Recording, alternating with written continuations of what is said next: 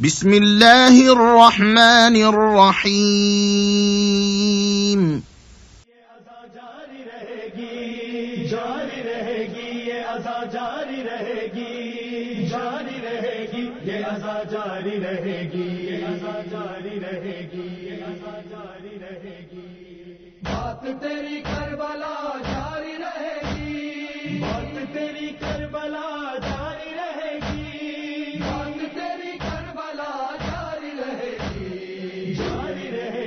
ये अज़ा जारी रहेगी जारी रहेगी ये अज़ा जारी रहेगी ये अज़ा जारी रहेगी ये अज़ा जारी रहेगी. As usual, if you can join me in dua for Wali al-Asr. Bismillahirrahmanirrahim. Allahumma kulli waliyika al-hujjat ibn al-Hasan salawatuka alayhi wa ala abaihi fi hazihi as-sa'ati كل ساعة وليا وحافظا وكائدا وناصرا ودليلا وعينا حتى تسكنه عرزك توعا وتمسكره فيها تويلا. اللهم صل على أعوذ بالله من الشيطان اللعين الرجيم. بسم الله الرحمن الرحيم. لا حول ولا قوة إلا بالله العلي العظيم. حسبنا الله ونعم الوكيل نعم المولى ونعم النصير. ربي اشرح لي صدري ويسر لي عمري واحلل عقدة من لساني يفقهوا قولي.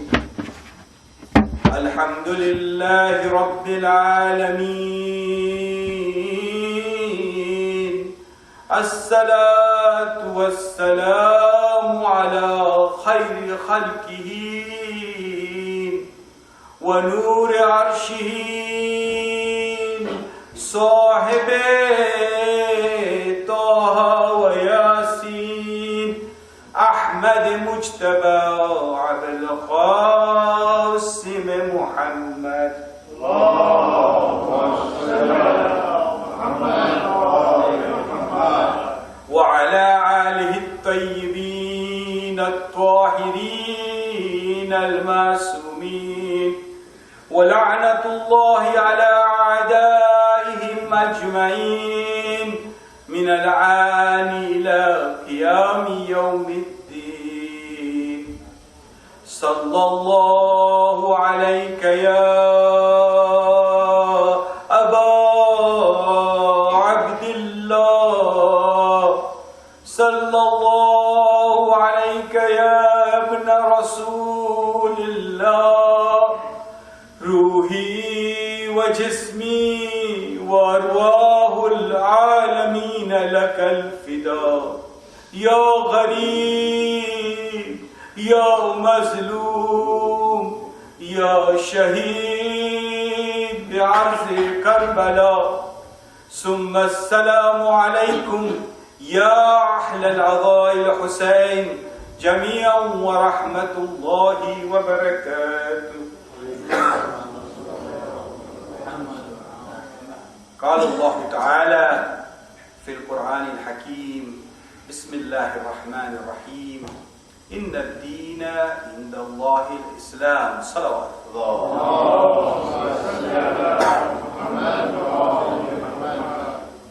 There are one or two things that I need to announce which are quite important. Most mu'mineen are aware and they participated in namaz-e-jamaat or namaz-e-ayat. Those who haven't recited or for any reason were not able to recite, they are reminded that it is wajib and you must recite the qadha. It's very straightforward to recite namaz-e-ayat. There are 5 rukus. After Surah Al-Hamd, you recite Surah Qul Huwallah and then go into ruku like that. In each rakat, there are 5 rukus and you have to finish the 2 rakat namaz in a normal way with 5 rukus each and 5 Qul Huwallah. It is wajib and you must do so as a part of farz that you have. There are some people who joined us late. If they just joined the 2nd rakat, they have to recite their first, that is the 1st rakat, and the 2nd rakat they must recite themselves. So if they haven't done it properly, they must redo it again. Or if they thought this was namaz-e-jamaat for Maghrib, when they joined, they couldn't have joined that because it was namaz-e-jamaat of ayat. Whilst commencing the majalis today, as usual, I start the most sincere condolences to Waliul Asr, Hujjat ibn al-Hasan, salawatullahi alayhi,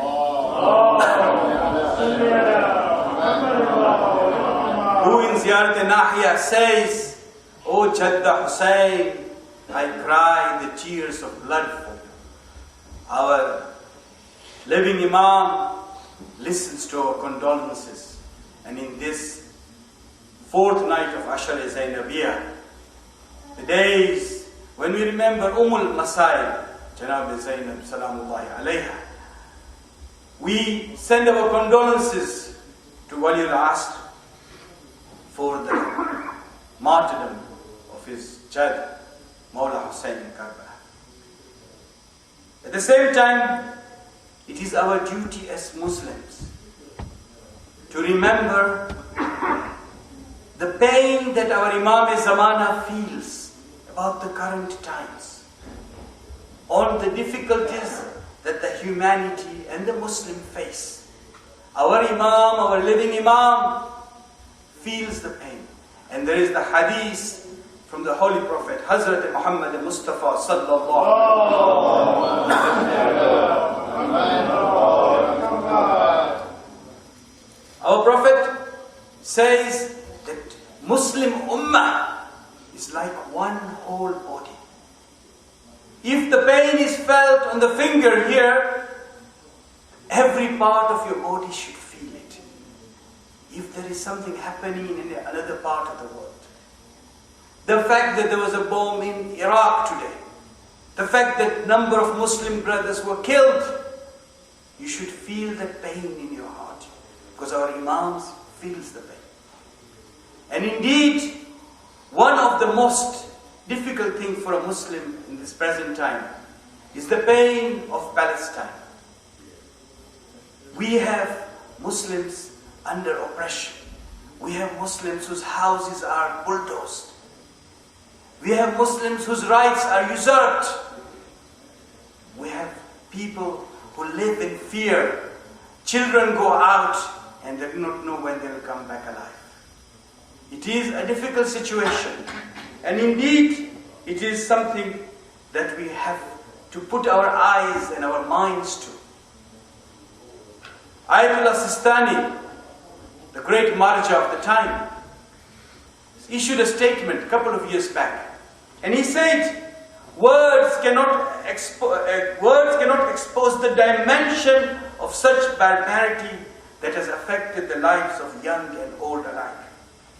The ongoing tragedy of the oppressed people of Palestine leaves all Muslims unable to enjoy the food or the drink until they succeed in lifting the hand of aggression from our Muslim brothers. This is the Marja Alam's statement about the issue in Palestine. So we pray to Allah subhanahu wa ta'ala that may Allah relieve all oppression from all the oppressed people in the world and from the Muslims in Palestine. The other thing that I start off normally with is a hadith on the importance of this gathering. And there is a hadith stated in Bihar al-Anwar, volume 44, page 292. The Holy Prophet Hazrat Muhammad Mustafa sallallahu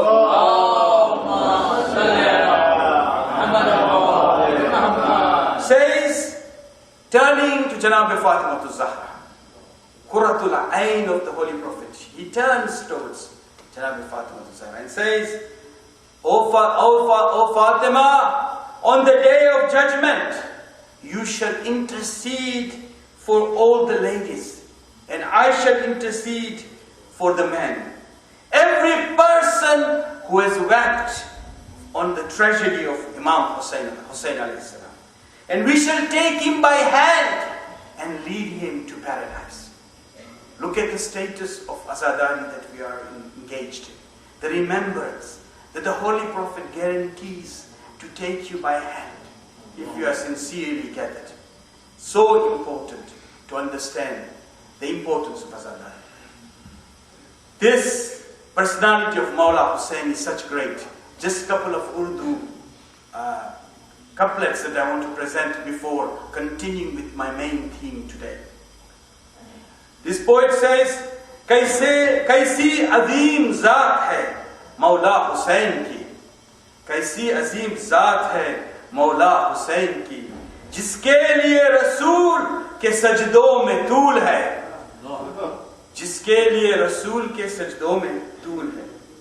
दुनिया में कौन और है शबीर के बगैर, दुनिया में और कौन है शबीर के बगैर, ऐसा सवार जिसकी सवारी रसूल है, ऐसा सवार जिसकी सवारी रसूल है।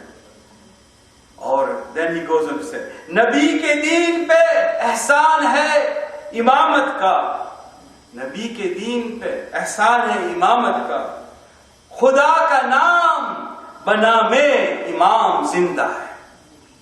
And आखिर में he gives a beautiful couplet. He says, जिसके लिए यजीद ने इतने सितम किए, जिसके लिए यजीद ने इतने सितम किए, वो ताज तो हुसैन के कदमों की धूल है। This is the true aspect of the great personality that we are gathered to remember. As I start here, I was taken by your Honorable President, Brother Kambar, round the center, and I was commenting how beautifully everything has been made. And now I also every day see the clock here in front and the back for all of you to look up and tell me, and the clock.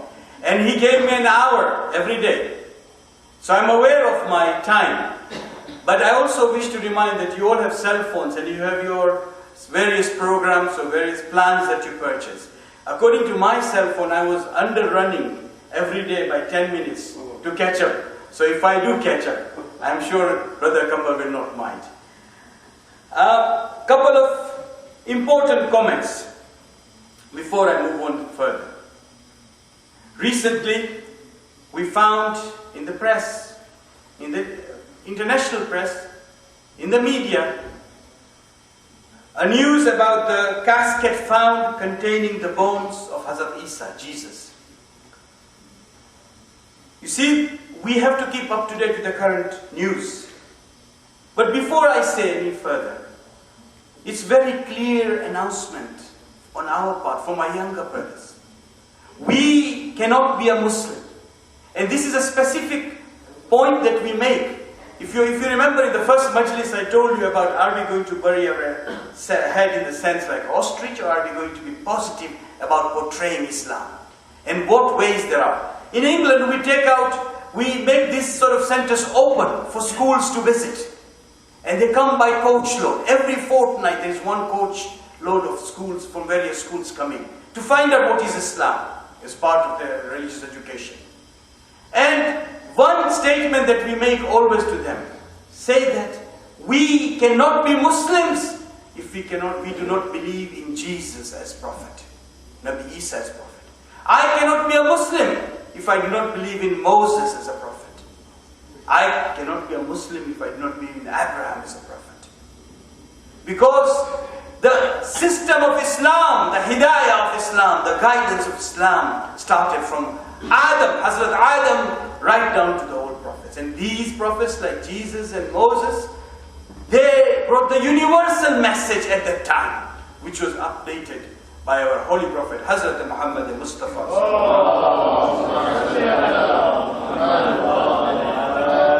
Incidentally, I would advise people to watch this couplet, this beautiful clip, YouTube clips. Those who do not have, inshallah, I think I was going to ask Brother Kamba to forward by email of Sayyid Muhammad Rizvi in Toronto, where he sat on television and discussed about the Shia Islam and the Sunni Islam. Because what's happening in Baghdad and in Iraq brought a lot of interest about Shiaism and how beautifully Islam was presented in this. I do not want to go through that thing because inshallah you will all see that television half an hour in YouTube that is there.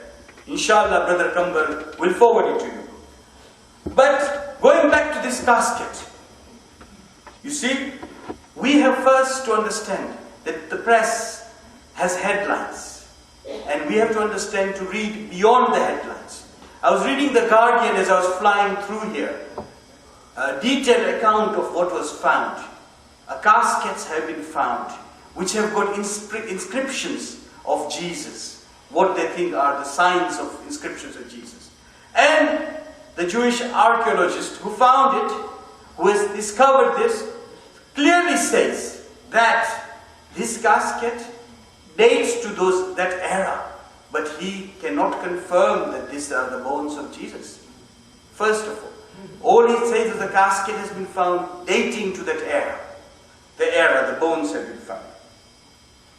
You see, it's an issue for the fellow brothers of the book, the Ahlul Kitab, those who follow the book. Because they believe that, and I mean the number of issues they've had. There is the Da Vinci Code, the recent controversies of Da Vinci Code, the book that came out.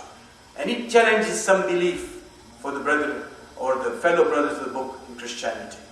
But the Christians believe that Jesus was crucified. Nabi Isa was crucified and then his body lay for a few days and then he was resurrected and his body was taken to heaven with him. For us Muslims, this is not a great issue because Quran is very clear. Quran says that Nabi Isa was never crucified. It is said in Quran that Nabi Isa was in the cave and the person, the traitor who was leading towards Nabi Isa, the army to try and capture him, Allah subhanahu wa ta'ala by miracle made his face look like Nabi Isa to them. And Nabi Isa was taken to heavens and this man was crucified who was leading. That is the Islamic version of it. So for us, it is not an issue. And we need to be aware, especially for our younger brothers, when such issue arises. The other issue that I quickly want to mention is the importance of namaz jama'at, the salat. Such important issue, and tomorrow inshallah there is one other point that I want to mention. But Surah Al-Baqarah clearly says in ayah number 43, وَأَقِيمُوا الصَّلَاةَ وَآتُوا الزَّكَاةَ وَأَرْكَوْا مَعَ الرَّاكِعِينَ. Be steadfast in your prayers. Practice regularly charity and bow down your head with those who bow down their heads. Here the Quran is talking about bowing down together with other people. The hadith clearly is explaining this. And the sawab for namaz jamaat. You see, we have certain responsibilities. When we live around the mosque, when we can get there, there's namaz jamaat every day. There's a resident alim here in the center, alhamdulillah. And the sawabs are so great that if there is one person leading namaz jamaat and there's one other person who joins there, we get 150 times the sawab for each rakat that we pray namaz. And when there are two persons, the hadith of the Holy Prophet says, there are 600 times for each rakat. You get 600 rakat sawab for reciting namaz jamaat. So we should be rushing for namaz jamaat. And when there are more than 2 people, when there are more than 10 people, it is said in the hadith that nobody can count the amount of sawabs that is involved in namaz al-jama'at. So we should be furthering ourselves jama'at. Such important issue. And people who live around, like in Millwood and other areas right next to this center, it is our duty to come for the namaz, even those who are far. Because once our holy prophet Hazrat Muhammad Mustafa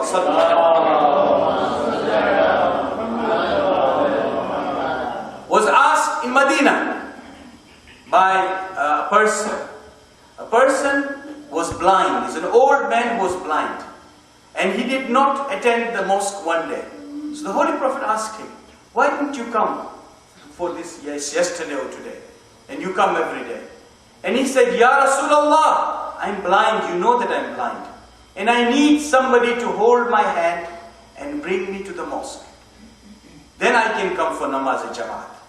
At that time, the Holy Prophet said, even though you are blind, it's obligatory, you should try. It is very great sawab to come here.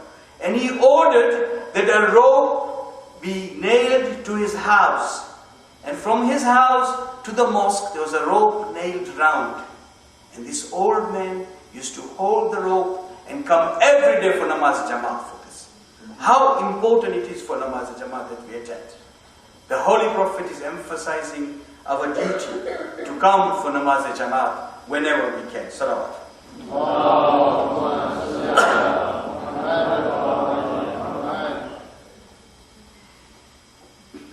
The ayah that I recited at the beginning, Surah Al-Imran, Inna deena inda Allahi Islam, categorically pronounces Islam is the only religion acceptable in the eyes of Allah subhanahu wa ta'ala. Islam is that religion that is practiced by 1.5 billion people on this face of the earth.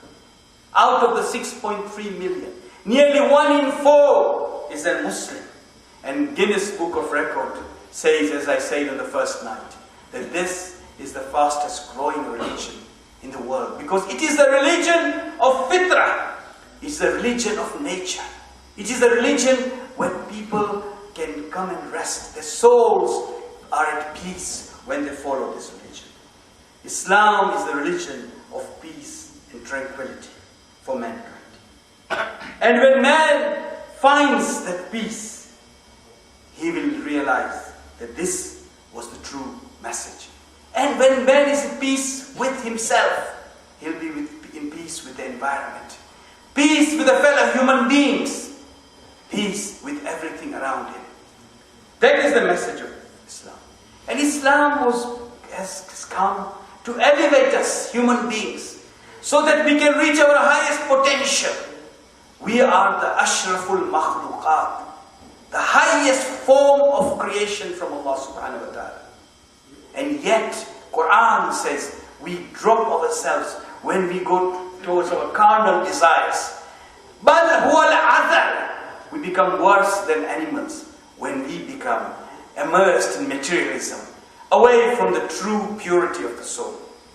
Allama Iqbal beautifully says, Khudi ko ghar buland itna ke har takdeer se pehle Khuda bande se khud puche bata teri riza kya hai. Raise yourself so high. Islam is a beautiful guidance. And all religion should have, the most important part of religion is the idea of compassion and mercy. Islam preaches compassion and mercy. In Nabi Musa's time, there was a man called Qarun. Elders are fully aware of the history. Qarun was that person who was doing every mischief that was possible to take the message of Nabi Musa and Islam away from people, somehow corrupting people. He was the richest man on the earth at that time. He had hordes of treasures, so much treasures that they say that gold and silver and diamond was all around his caves, and caves were filled with it. This man Qarun continued doing mischief. continuing corrupting people, continuing trying to derail the message of Islam that Nabi Musa brought. At that stage, at one stage, Allah subhanahu wa ta'ala's wrath came on him. Allah's anger and wrath came on him. And Qarun was standing near his hoard of treasures, and his feet started sinking with his treasure into the earth. It started sinking. And as it sunk, it came up to the knee, up to the waist. Suddenly Qarun realized that I am now done. This is going to be my finality. So he panicked and he cried out to Nabi Musa, calling him by ancestral name. He says, "O son of Abu Luhafa, please help me." Now he used the common ancestral name. They had a common ancestors. So he used the son of Abu Luhafa. At that stage, Nabi Musa said, "O son of Abu Luhafa, I am not going to help you today because Allah is now sent his wrath on you. I'm not going to try and help you. You have done so much mischief." And he turned away. Next day, when Hazrat Musa went on Kohe Tur, he went up on the mountain. And you know, Hazrat Musa used to converse with Allah subhanahu wa ta'ala, as Karimullah. And he tried to converse with Allah subhanahu wa ta'ala. And a voice came, "O son of Abu Luhafa, I will not talk to you." Because Hazrat Musa was also son of Abu Luhafa, common ancestors. "I will not talk to you today." And Musa was shaking. Allah is upset with me. And Allah subhanahu wa ta'ala says to Musa, "O Musa, when Qarun turned to you, asking for mercy, why did you ignore him?" Allah says, "I wish Qarun had turned to me. I would have heard him. I would have replied him." This is the message of compassion and mercy. And to start this particular message, I want to come to the topic that I've got today. I said I will discuss various challenges. I'll bring the strength of Islam and the challenges against Islam. One of the challenges is that Islam harbors terrorism. Islam is encouraging terrorism. Islam encourages brute force. This is the image for those who have phobia against Islam. But how can a Muslim ever kill a human being? Islam teaches treatment of lifeless things, even for lifeless things. Mawla al-Muttaqiyan, Asadullah al-Ghalib, Ali ibn Abi Talib, Salawatullah alayhi.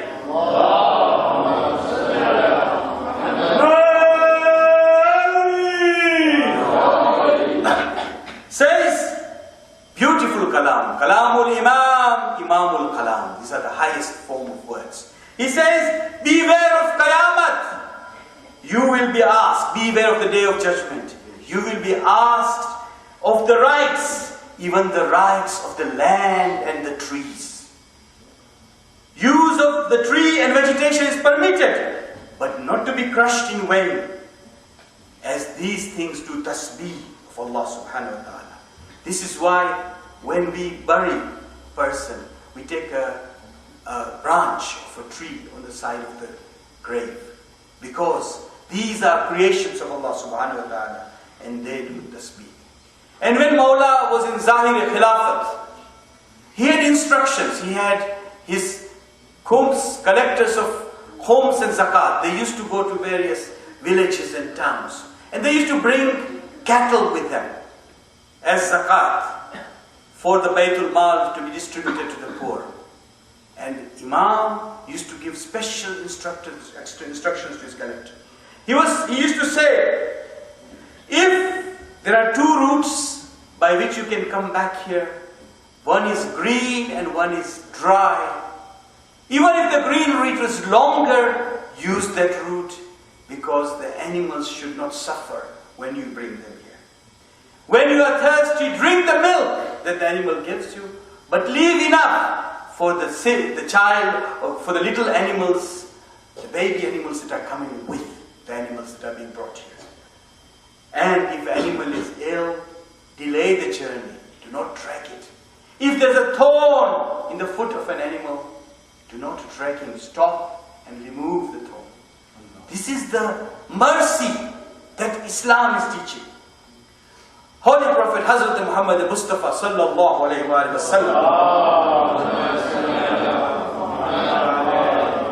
was traveling and came near a well.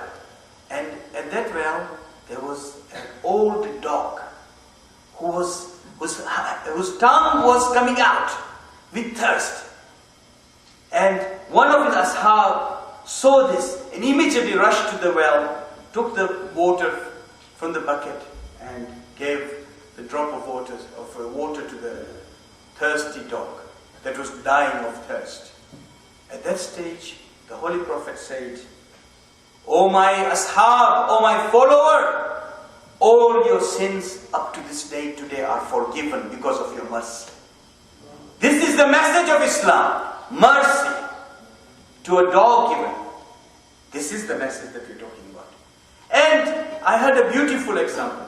As I said, I will take the time to deliver this, and I may have to curtail a little bit of Urdu today, but it's such an important message. And there are youngsters here that need to take that message with them. Maulana Kalb Sadiq, a very famous alim and zakir in India, I heard him give a beautiful example on this point. He says, you want to know what Islam's view about life of fellow human being is? Take this example.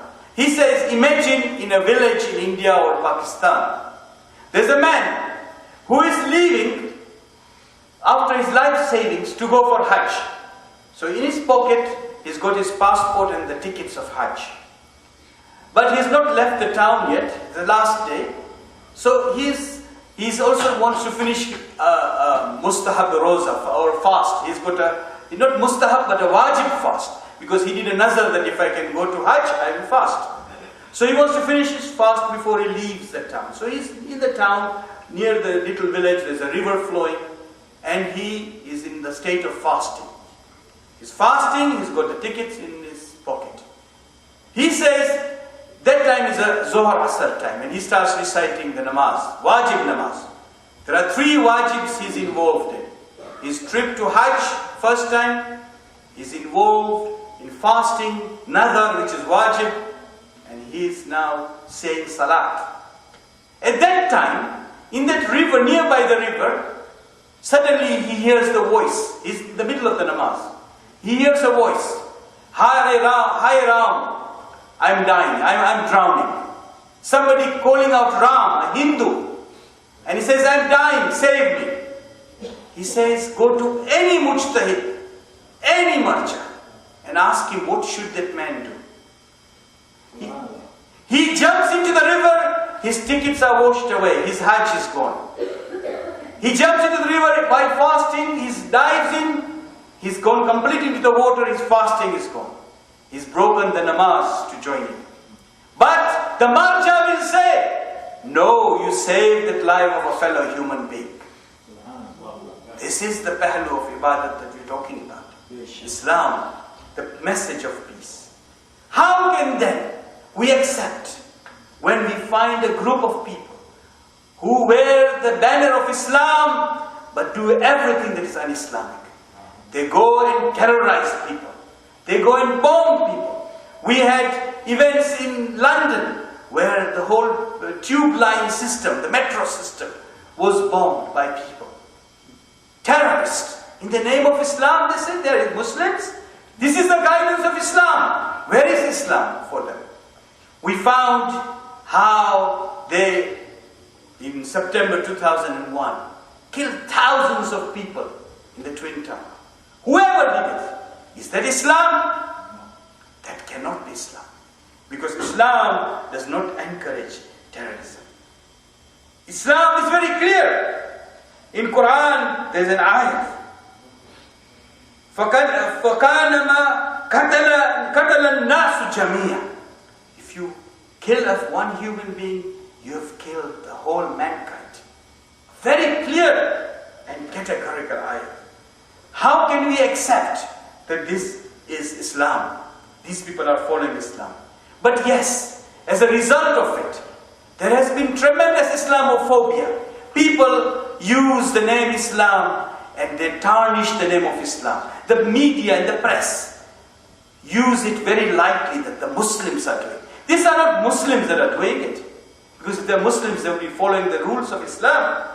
And the Holy Quran in Surah Baqarah, ayah number 190, clearly says that when ayah says, and fight in the way of Allah only against those who fight against you. But do not be an aggressor. Allah does not love aggressors. Tafsir Namuna defines aggression. They actually, in the tafsir, it says aggression is where limit is extended. You've gone beyond the limit. You have extended, you have started the fight. You have started hurting people. Not the self-defense that Islam is allowing you. And we find that Islam talks about looking after the women and children particularly. Our Holy Prophet, Hazrat Muhammad Mustafa sallallahu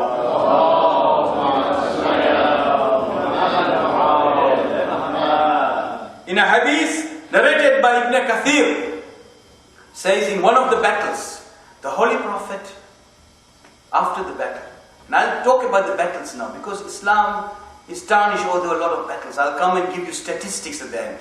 And I'm sorry if I have to extend my period on the wise, I will, to make sure that the message is there. Ibn Kathir says that in one of the battles, after the battle when the Holy Prophet passed, he found some enemy soldiers and some of the soldiers of the Muslims dead. But near the enemy soldier, there was a body of a dead woman.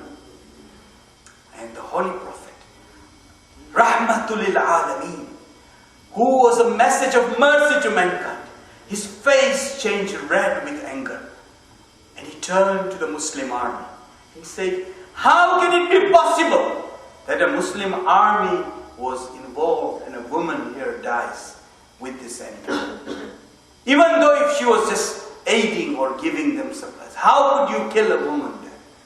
The Holy Prophet is giving guidance. And our Aimma have taught us compassion and mercy. When we see the Holy Prophet at the time of Fateh Makkah, how he forgave. You know that person who was trained to use the spear on Hamza, and how he killed Hamza and how he took the heart out of Hamza? Even that person, when he came to the Holy Prophet cried for the whole year for Hamza. But when that man came to him and said, Ya Rasulullah, forgive me, I didn't know. Holy Prophet said, you are forgiven. This is the compassion of Islam. This is the mercy of Islam. Mawlaya Muttaqiyan, Asadullah al-Ghalib, Ali ibn Abi Talib, salawatullah alayhi. In Nahj al-Balagha, what a fountain of wisdom.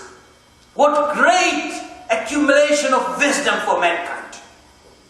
Number of things. Wish we could spend our time learning those words of Nahj al-Balagha. He turns, before the battle of Siffin, advises his followers. This is Mawla Muttaqiyan advising the followers. Look at his instructions. Battle of Siffin, there is an aggressor. Imam Ali did not start the battle of Siffin. There is an aggressor, Muawiyah, who was on mischief, who was there to do mischief. But it's a self-defense battle. But look at the instruction. Imam says to his commander, do not start until they start. Number one, we are defending. We will not start. Number two, you are the representative of Allah. You are the Hujjah of Allah. Behave as Hujjah of Allah, even in the battlefield. Thirdly, he says, if the enemy runs and he is running away, do not go after him and kill him. Even if he is wounded, do not go and kill him if he is running away. And then he specifically says, no women or children should be hurt in this battle.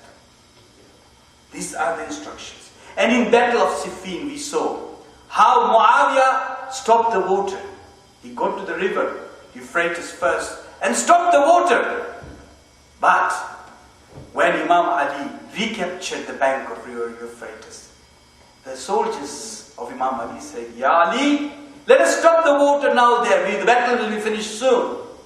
Imam said, if Muawiyah uses inhumanity, Ali cannot use humanity, because Islam is for humanity. Islam is a message of peace. Islam is humanity. Open up the banks of river. Let Muawiyah and anybody come and drink water that they need. That is Islam. And we see how after the Fateh Makkah, the Holy Prophet ordered Bilal, the Muazzin of the Holy Prophet, go on the rooftop of Khane Kaaba and call the Adhan. And then he announced, the arrogance and the racial pride of the heathen day have been wiped out by God today.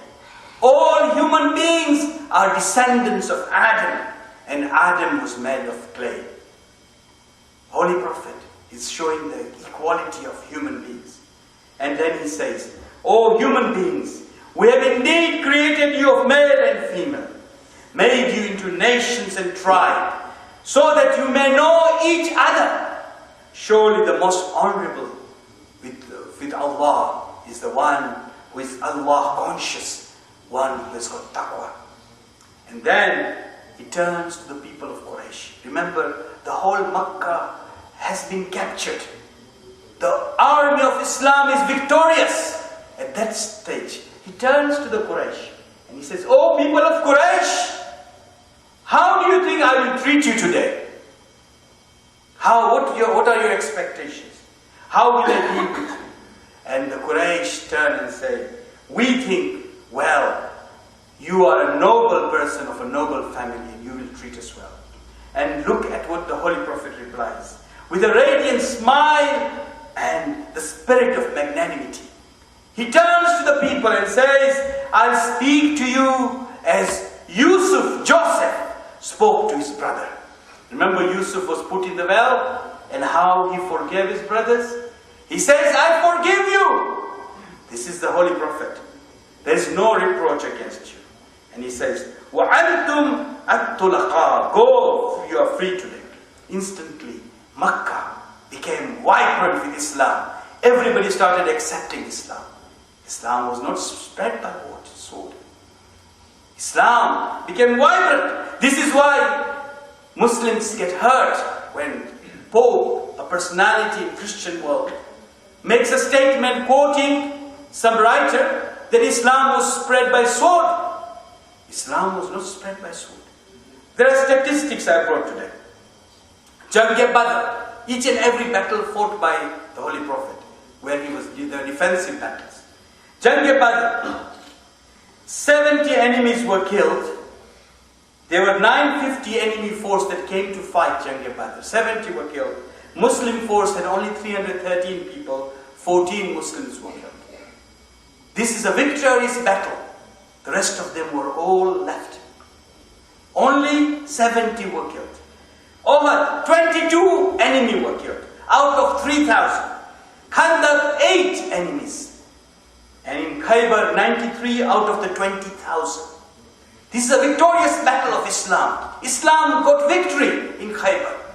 The Qila of Khaybar, by the help of Mawla Ali, how he lifted that Qila, the door of Khaybar, and how the forces of Islam crossed. Islam was victorious. How many people died? 93 enemy forces died. Muta, 100,000 were there. None died. Hunayn, 70 people were killed. This is Islam. Now let's look at the so-called compassionate humanity.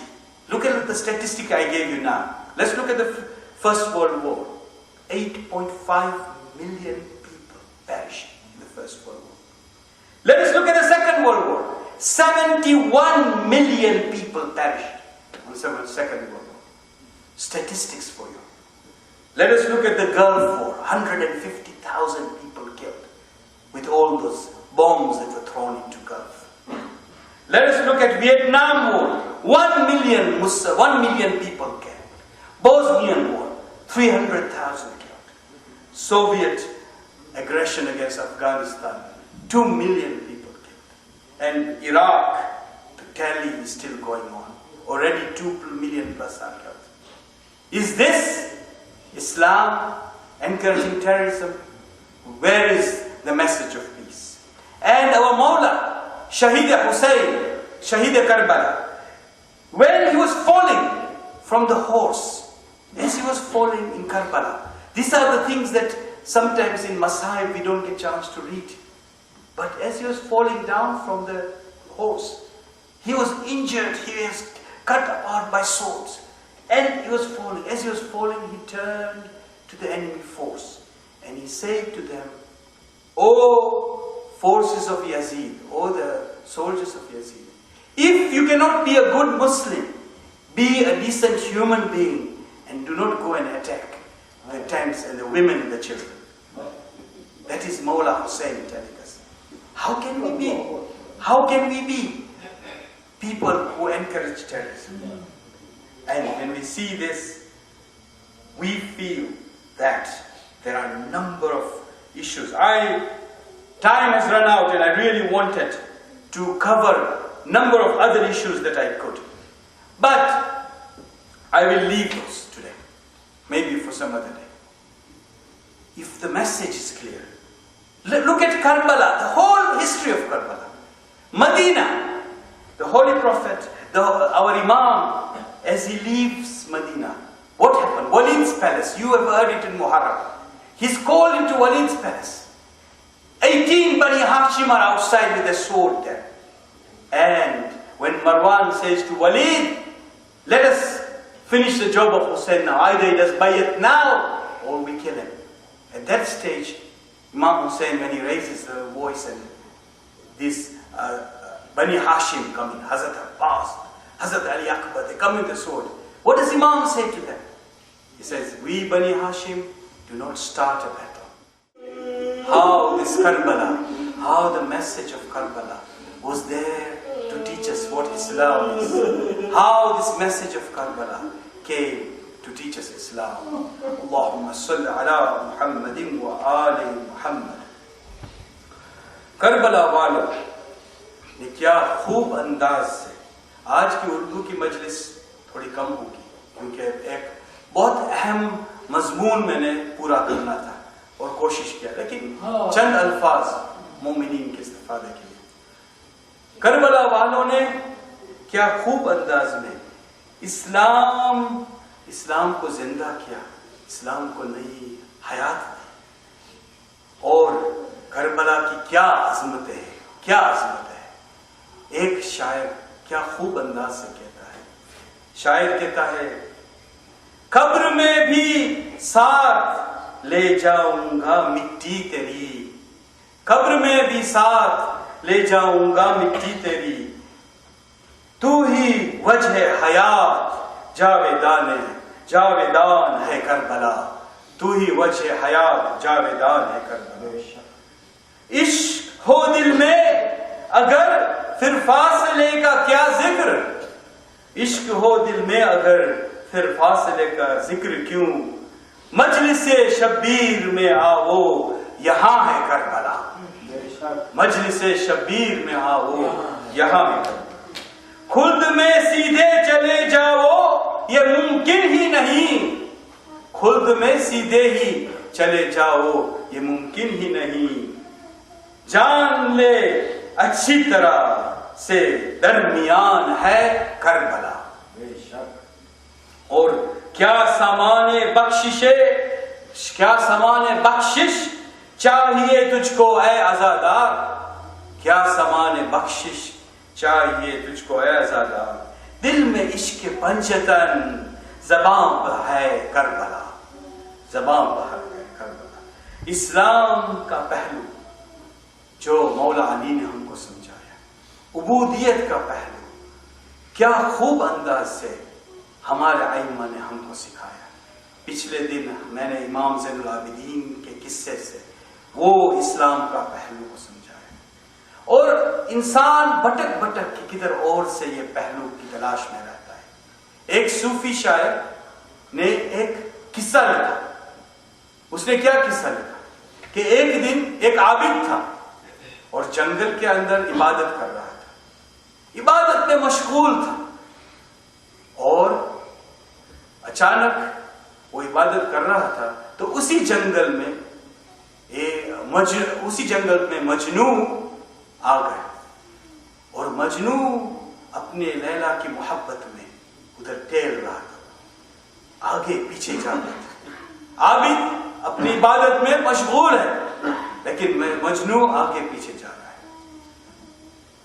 اس وقت جب عابد نے نماز ختم کی تو عابد نے غصے سے چڑک کے کہا، اے مجنو، تجھے پتا نہیں کہ میں نماز عبادت میں مشغول ہوں ادھر اور تو ادھر ٹہل رہا ہے آگے پیچھے؟ تو مجنو نے حیران ہو کے عابد کی طرف دیکھا، یہ صوفی شاعر کی طرف حیران ہو کے عابد کی طرف دیکھا اور کہا، اے عابد، میں میرے لیلا کی محبت میں اتنا ڈوبا ہوا تھا کہ میرے کو پتا بھی نہیں کہ تو ادھر نماز پڑھ رہا ہے اور تو وہ خالق کی عبادت کر رہا ہے جس نے محبت کو پیدا کیا ہے، اور مجھ کو احساس کر رہا تھا کہ میں ادھر ہوں۔ تو میں وہ صوفی سے کہوں گا کہ آپ نے صحیح پیمانے نہیں دیکھے، آپ چلے اہل بیت کے جانب، آپ چلے در اہل بیت پہ تو دیکھنے آئیں گے کہ عبادت کیا ہے۔ مولائے متقیان اسد اللہ الغالب علی ابن ابی طالب صلوات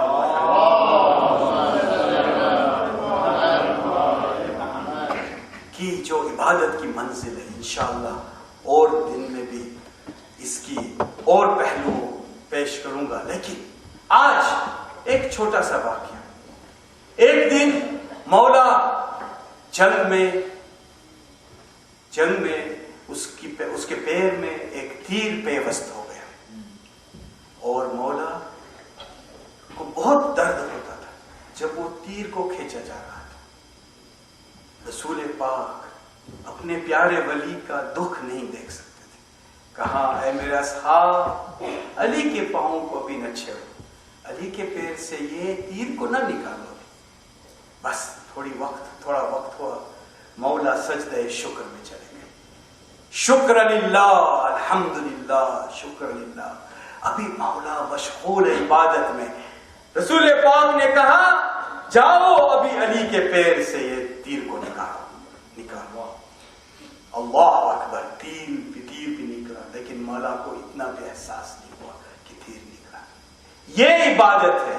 میں وہ صوفی سے کہوں گا، آئیے، جیسے میں نے پچھلے دن زین العابدین کی عبادت کی بات کی، آئیے مولا علی کی عبادت کو دیکھو، یہ صحیح نمونے ہیں ہمارے لیے۔ مومنین، آج اردو کا آواز تھوڑا کم کروں گا۔ بس ایک ہستی جو میں نے انگریزی میں شروع کیا ہے، وہی مسئلہ ہے۔ ایک بی بی کا ذکر کرنا چاہتا ہوں۔ کون بی بی؟ ام رباب۔ آج وہ بی بی کا ذکر کرنا چاہتا ہوں جس کا جو کچھ بھی تھا کربلا میں، جو کچھ بھی تھا، وہ سارا سرمایہ لٹ گیا۔ مولا حسین جیسے سرتاج تین روز کے بھوکے پیاسے کربلا کے گرم ریت پر تیروں کی انیوں پہ اترے۔ عزادارو، جناب رباب نے یہ دیکھا کہ 6 ماہ کا علی اصغر کو پانی دینے کے بدلے تیر سے ذبح کیا گیا۔ اے ہرملا، تجھ سے سوال ہے، کیا تو نے علی اصغر کی دکھیاری ماں کو خیمے کی قریب نہیں دیکھا تھا؟ ہائے قسمت، بابا کہتی ہوئی شام کے اندھیرے میں جو لاڈلی سکینہ تھی وہ بھی سو گئی۔ آئے جب رہائی ملی شام کے قید خانے کے قریب، جناب رباب آئی اور ایک رومال نکالا، اس میں کچھ بندھا ہوا تھا۔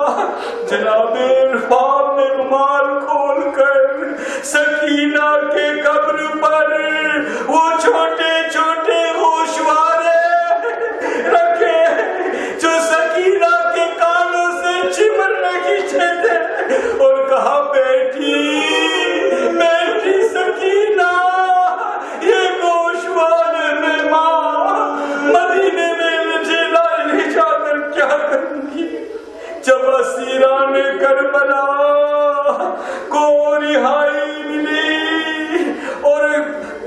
مدینے میں پہنچے، رہائی ملی، اور شام میں ایک عزاداری ہوئی، بیویاں بیٹھی تھی، ایک سر جس کو دیکھ کر اہل شام نے سب رو کے کہا، اپنا جگر تھام لیا اور زمین پر بیٹھ کر رونے لگی۔ وہ سر ام رباب کے گود کا بال اصغر نشین کا سر تھا۔ اہل شام فریاد کرنے لگی، اہل شام کی عورت فریاد کرنے لگی، ہائے ہائے کیا ایسے ننھے معصوم کو بھی ذبح کیا جاتا؟ خدا کرے کہ جب یہ بچے کو ذبح کیا ہوا تب اس کی ماں اس دنیا میں زندہ نہ ہو۔ ہائے کونے سے آواز آئی، شام کی بیویاں، یہ دکھیاری ماں اصغر کی ماں زندہ ہے۔ ہائے رباب کو وطن میں کیا چین ملا ہوگا جب بھی پیاس لگتی اور پانی کا جام حاضر ہوتا تو پانی کو دیکھ کر جناب رباب اپنے جگر کو تھام لیتی۔ پانی میں شیر خوار علی اصغر کا پیاس سے مرجھایا ہوا صورت دکھائی دیتا۔ رات کو نیند نہیں آتی رباب کو، نیند سے چوک کر کہتی ہے، خدا زینب میں سن رہی ہوں علی اصغر کی رونے کی آواز آ رہی ہے، میرا لال، میرا پیارا اصغر رو رہا ہے۔ وطن میں جناب رباب کی یہ حالت کی کہ دن رات کھلے آسمان کے نیچے سامنے پڑی رہتی تھی، جب تک زندہ رہی کبھی سائے میں نہیں بیٹھی، یہی کہتی تھی کہ میرے مولا میرے سرتاج حسین 3 روز کے بھوکے پیاسے کربلا میں رہے۔ ایک روز طوفان کے ساتھ ذرا زور کی بارش آئی، جناب زینب نے آ کر سمجھایا، ہے بھابھی رباب دیکھو کتنی زور سے بارش آ رہی ہے، گھر میں چلو بھابھی، گھر میں چلو۔ یہ سن کر جناب رباب فریاد کرنے لگی، اے خدا دی زینب یہ تو پانی کی بارش ہے، آئے آپ نے نہیں دیکھا کربلا میں مولا پہ تیروں کی بارش ہوئی۔ اللہ لعنت اللہ علی القوم الظالمین۔